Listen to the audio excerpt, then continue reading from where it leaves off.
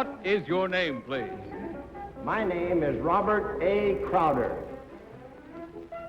What is your name, please? My name is Robert A. Crowder. What is your name, please? My name is Robert A. Crowder. Two of these people are imposters. Only one of them is the real Robert A. Crowder, and is the only one sworn to tell the truth. And here is our host, Bud Collier. Thank you very much. We are back again with our game of deliberate misrepresentation, in which four presumably smart people try to figure out which one of three challengers has sworn to tell the truth. To Tell the Truth is brought to you by Geritol, America's #1 tonic, the high-potency tonic that helps you feel stronger fast. Right now, let's meet our cross-examiners. What is your name, please? My name is Mary Healy. My name is Martin Gabel. My name is Kitty Carlisle. And my name is Gardner.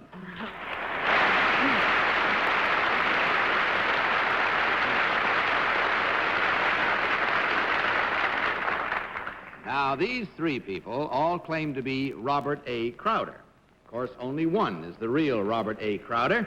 The other two have merely assumed that identity, and they do not have to stick to the truth. Panel, in front of you, you will find a copy of an affidavit. Will you please follow along while I read it? I, Robert A. Crowder, was born on a farm in Texas, and except for a hitch in the Marine Corps, have lived in Texas ever since. I have spent most of my adult life in law enforcement work. I started as a motorcycle policeman, later was a member of the Texas Highway Patrol.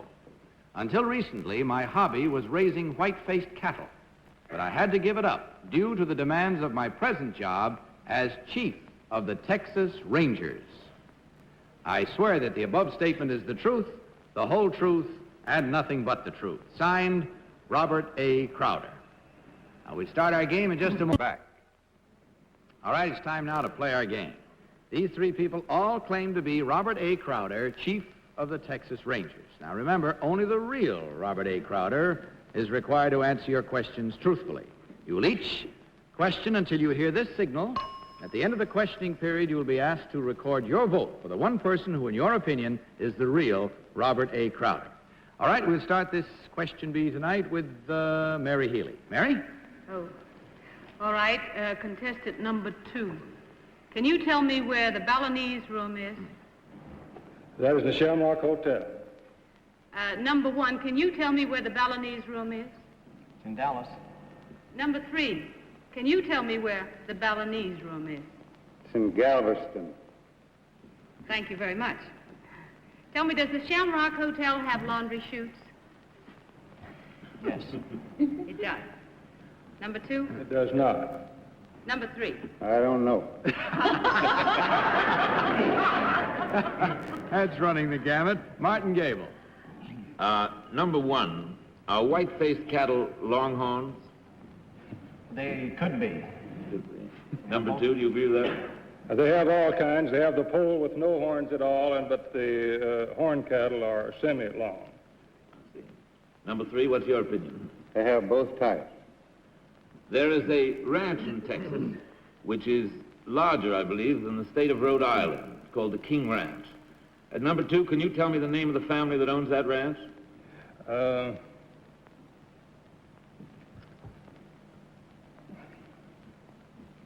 I can't think of it right now. I know it, though. Right, on number 1, can you answer that? Started out with the king. No, I believe the King's found. That's not the name of the president. No. Number 3. I'm sorry, your question period's up, Martin. We'll maybe get a second round at it. Number Kitty? 1, I noticed that you were wearing 2 belts. Do Texas Rangers always wear 2 belts? Yes, we do.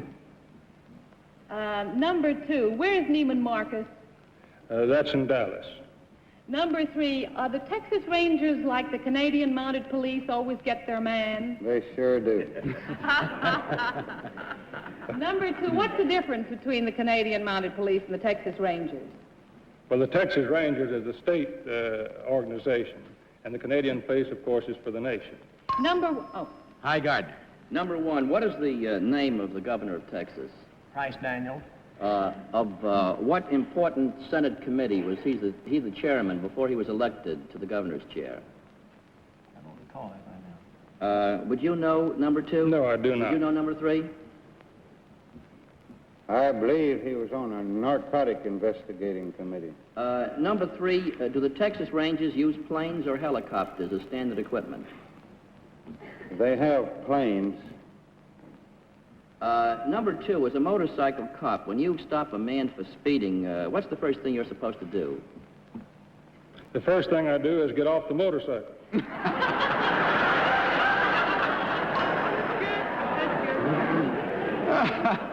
Mary Healy. Number 3, who is Bob O'Donnell? Do you Don't know? believe I know. You don't know. How far is it from Dallas to Houston? Number 3.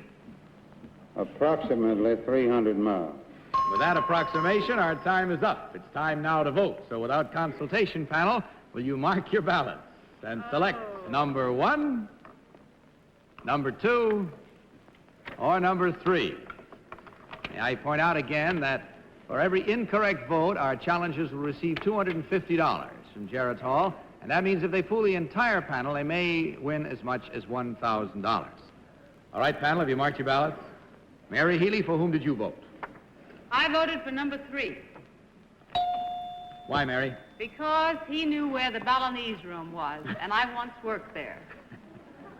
Martin Gabel, you voted for? I voted for number 1. Because there's my ideal of a Texas Ranger is represented by that worthy gentleman up there. Here come to those steely blue eyes again, like last week. Kitty Carlisle, your vote was for? Number 2. I felt if the Canadian Mounted Police get their man, he could get his woman.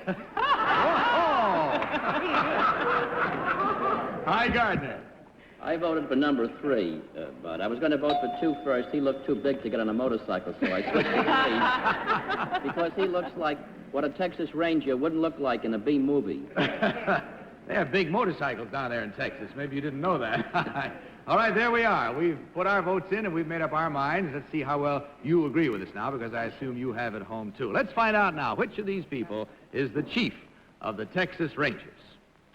Will the real Robert A. Crowder please stand up?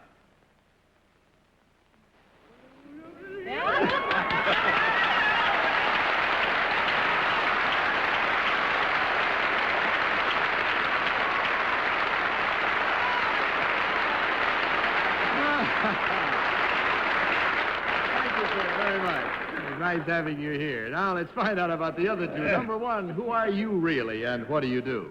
My name is Colonel Marshall A. Elkins, and I'm base commander at Mitchell Air Force Base out on Long Island.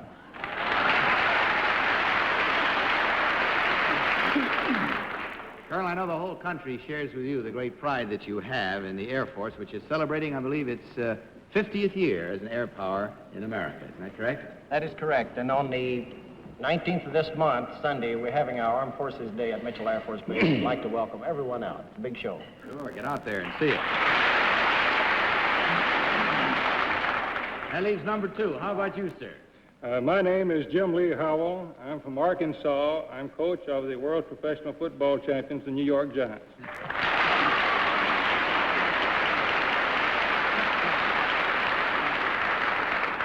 Well, I can't say how much pleasure we had. We sure had a lot having you all here tonight. I think you did a good job, too. And there were 2 incorrect votes for a total of $500 from Jarrett's Hall. Please accept it with our good wishes. Good night and the best of good luck to you, gentlemen.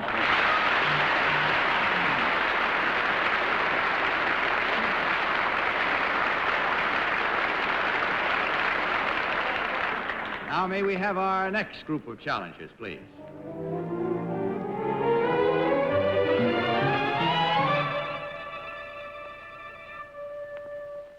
What is your name, please? My name is Melodie Sachiko. What is your name, please? My name is Melodie Sachiko. What is your name, please? My name is Melodie Sachiko. All right, panel, in front of you, you'll find another copy of an affidavit. Will you please follow as I read this one? I, Melodie Sachiko, am 14 years old, and I'm in the 9th grade of junior high school. My father is a policeman, and my hobbies are rooting for my favorite Major League Baseball team and shooting pool in our basement. My biggest thrill to date was my trip to Washington, D.C. last year, when in competition with 60 finalists from all parts of the United States, I won the National Spelling Championship. I swear that the above statement is the truth, the whole truth, and nothing but the truth. Signed, Melodie Sachiko. Now, in just a moment, we'll find out how well the real Melodie Sachiko can keep her identity with our game. These three young ladies claim to be Melodie Sachiko, the national spelling champion. Again, you'll question till you hear the signal. Let's start this round with Martin Gabel. Martin? Right over. Number one, Mr. Collier didn't tell us where you were from. Would you mind telling me where you're from? I'm from Pleasant Valley, Connecticut. That's a suburb outside Stamford. And number two, where are you from? I'm from Pittsburgh, Pennsylvania. Number three. I'm from Philadelphia, Pennsylvania. Oh. Number one, you say playing pool is a hobby of yours. Yeah. How many black balls are there in a rack of pool balls? One. One. Yes. Do you know what number two, do you know what a scratch is in pool? I believe that's when you shoot the cue ball in one of the pockets. In one of the pockets, yes. Number three, can you tell me in baseball what a hit and run play is? A hit and run player? Yes. I'm afraid I don't know. Kitty Carlisle. Number 3, how big is a pool table? A pool table? Well, it depends upon the size.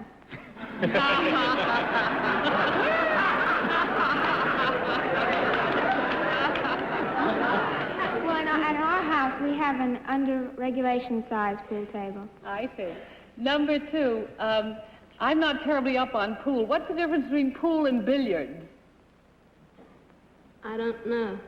Number 1, what is the hardest word you ever had to spell in your spelling contest? Back-a-vorous. Back what? Back-a-vorous. I don't even know what it means. I believe it means berry eating. That's left me cold, too. Try again. Berry eating. Oh, berry eating. I see. No, oh, Sorry. my. Hi, Gardner. How do you spell whatever it is you said was hard to spell? Back-a-vorous.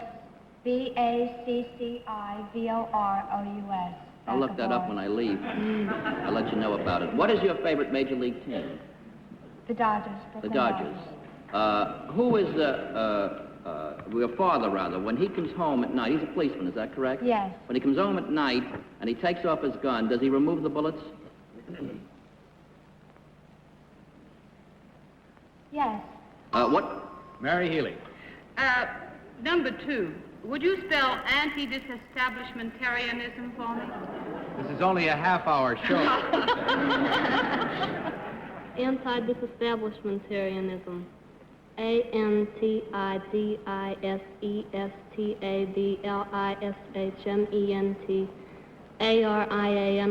A-N-T-I-D-I-S-E-S-T-A-B-L-I-S-H-M-E-N-T-A-R-I-A-N-I-S-M, anti-disestablishmentarianism.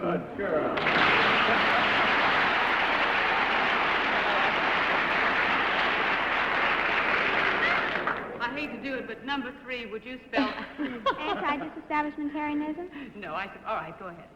Anti-disestablishmentarianism. A-N-T-I-D-I-S-E-S-T-A-B-L-I-S-H-M-E-N-T-A-R-I-A-N-I-S-M. Anti-disestablishmentarianism. Number 1, can you spell it? Just say yes or no. Yes. All right. Oh, I wanted to ask another. Sorry, time is all gone. It's time once again to vote on anti-disestablishmentarianism. So no consultation. Will you mark your ballots and vote for number 1, number 2, or number 3? How about it, panel? All marked? Mary, your vote this time was for whom? I vote for number 2. Have a reason? It's pure instinct. Spell it. Martin Gabel.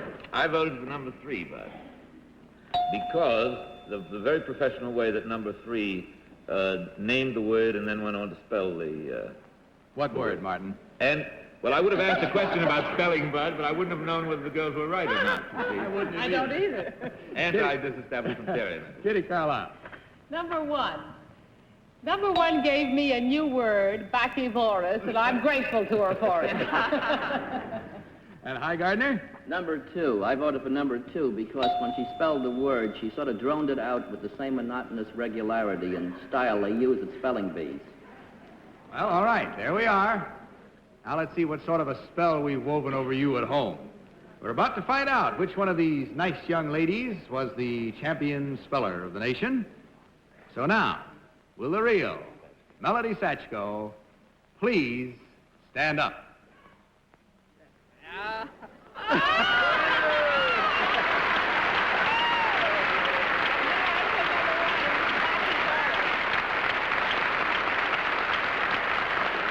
Very much, Melodie. Now let's find out about number 1. Your name really is, and where do you go to school and so forth? My name is Patricia Hope. I live in Manhattan, and I'm a junior at Julia Richmond High School.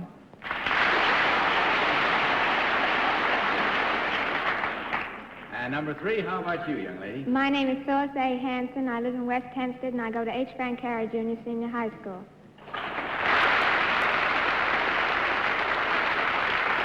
Well, we certainly are proud of you tonight, and so should your schools and your parents be, respectively. Believe me, you were mighty nice challengers, and you succeeded in fooling at least on 2 occasions, so therefore there were 2 incorrect votes. And that means you young ladies will divide from Geritol $500. Accept it with our blessings and our good wishes. Good night.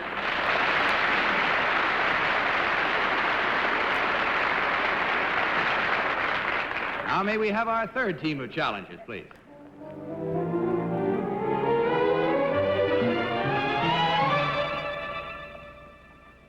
What is your name, please? My name is Martin Branner. What is your name, please? My name is Martin Branner. What is your name, please? My name is Martin Branner. Once again, panel, you have copies of this affidavit. Will you follow along again as I read it? I, Martin Branner, until 1920, was in vaudeville with my wife in an act billed as Martin and Fabrini. We played the famous Palace Theater in New York the 2nd week it was open. We have appeared on the same bill with many great show business names, such as Smith & Dale, Harry Lauder, and the 4 Marx Brothers.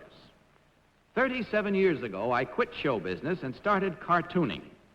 I am best known today as the creator, author, and artist of a comic strip which is read daily by more than 40 million people. The name of the strip is Winnie Winkle. I swear that the above statement is the truth, the whole truth, and nothing but the truth. Signed, Martin Branner. And we'll begin our cross-examination in just... All right, now, these 3 stalwart gentlemen all claim to be Martin Branner, creator and author of Winnie Winkle. Again, question until you hear the signal. We'll begin this round with Kitty Carlisle. Kitty? Number 1, what day of the week was opening day at the Palace? What day of the week? Monday. Number 2, what sort of an act did you do with your wife? Singing and dancing act. Number 3, you said that you played with famous acts such as Harry Lauder and the Marx Brothers. You played with Groucho and Chico and Harpo. What was the name of the 4th Marx brother? I played with the 4 Marx brothers. One, there was Groucho, and there was Chico and Zeppo, and, there was a 5th one, Beppo, and, I said 4. No, there's one other. There was another one, yes. Yeah, he's out of the business. Uh-huh. He went out of the business shortly after they were together. I believe he's an attorney. Uh-huh. Hi, Gardner. Number 1, what was Harry Lauder's favorite song? Roaming and the Gloaming. Number 1 again, what was Zits? Z-I-T-S. I don't get that. Number Zits. 2, would you know... Did you hear him? What was Zits? Z-I-T-S. Zits was a theatrical publication. Number 3, what famous columnist used to take photographs of actors in front of the palace for a publication called the NBA News? Walter Winchell. What does the initials NBA stand for? National Vaudeville Artist. Mary? Me? You? Tell me, number 1, what was the most famous song that you and your wife did together? Could you sing us a little? Famous song? Yes, what did you do in the act besides, singing and dancing? But We were dancers. You were dancers? Oh, I beg your pardon. Somebody else said you did singing and dancing, that's right. Well, I can't ask you to dance. Who was Frank Willard, number one? Frank Willard? He's a cartoonist. What was he famous for? What's his character? Moon Mullins. Oh. Number two, what did you do in the act? Did you sing and dance? Sang and danced, yes. Could you sing a little? Oh. Sorry, there isn't time on that round. Martin Gabel. And number one, what was the honor that came to Harry Lauder that never came to Smith and Dale? What was The honor. The honor that What special honor was awarded him that never came to Smith and Dale? I'm afraid I don't know. Number two, can you answer that question? He was knighted. Right, he was knighted. Can you tell me, number two, who did the great cartoon Jiggs? It escapes me just now. Number three, can you answer that? I'm afraid not. Number two, Time is all gone. Again, we're up to time to vote. So let's go with our ballots. Be ready to mark them for number one, number two, or number three. All set? Mary looks to be in a brown study here. You all ready, Mary? Okay, for whom did you cast your vote this time? I voted for number two. Oh? I'm not quite sure why, but I think it's because he looks like an old vaudevillian. He still has a twinkle in his eye. Martin? I voted for number one, Bud. He not only has a twinkle, but he was very plausible in his replies to all these questions. Plausible twinkle. Plausible twinkle, exactly. Kitty, your vote was for? Number one. He seemed too young to have opened at the Palace, but he knew what the opening day was. And High? I also voted for number one. He looks and talks like an artist for some reason. Mm-hmm. All right. Now, I don't know what your reactions were at home or how well you've done here in our studio audience in the theater. But let's find out now which one of these gentlemen created and is the author and artist of Winnie Winkle. Will the real Martin Branner please stand up?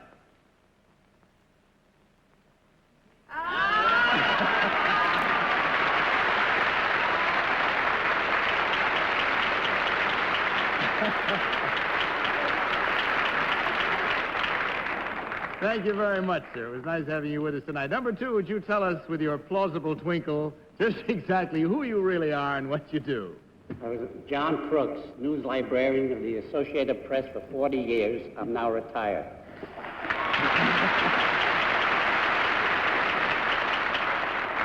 And number three, how about you, sir? I teach dancing at Cardinal McCluskey and Holy Trinity School in Westchester and the Lavelle School for the Blind.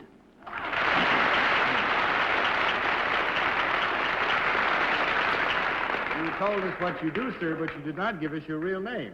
Arthur Henry. My name is Arthur Henry. Nice to have you here, sir. Well, I'd like to ask, you want to ask Martin Branner any questions? I do. When did you drop the title of the Breadwinner? You used to call it Winnie Winkle the Breadwinner, didn't you?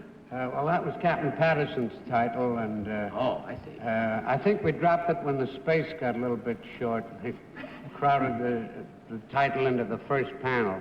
Another thing. Yes, Kitty? I wanted to ask how you made the transition from vaudeville to comic strip writing. Oh, that was simple. I had clever hands and feet and no brain. Martin, you had a question? Yes. Winnie Winkle's been going for nigh on to 30 years, I guess. How come she never gets any older? 37th year. You want to know how come she never gets any older, Mr. Branner? Why, I guess that's from clean living. Well,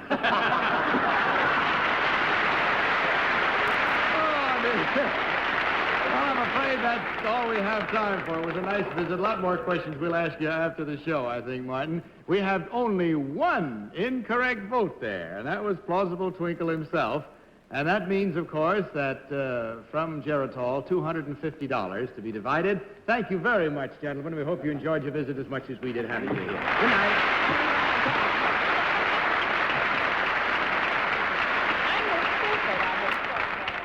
Well, it looks to me like that's all the time we have, except to say goodnight, panel. Good night, Bud. And remember what I told you about Geritol, a high-potency tonic that helps you feel stronger fast. Right now, this is Bud Collier saying good night and reminding you to tell the truth. Good night, everybody. Transportation for To Tell the Truth is arranged by American Airlines. Guests have flown from New York aboard American's famous luxury flight, the DC-7 Mercury. To Tell the Truth is a Mark Goodson, Bill Todman production in association with the CBS Television Network.